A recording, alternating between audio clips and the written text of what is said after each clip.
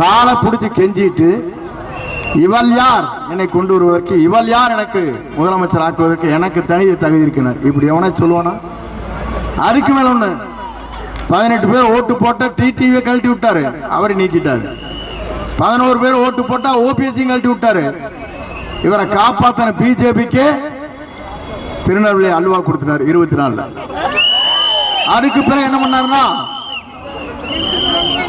இங்கே பிரேமலதா விஜயகாந்த் ராஜ்யசபா கொடுக்கிறார், அவிலுக்கு காலி பண்ணிட்டார். ஆனா என்ன பாவம் பண்ண அண்ணாமலை, இந்த அண்ணாமலை எங்கன்னா ஐபிஎஸ் ஆபீசர் பிஜேபி இருக்கிற அவர் நீக்கினா தான் நான் வருவேங்கிறான். என்னையா உலகம்?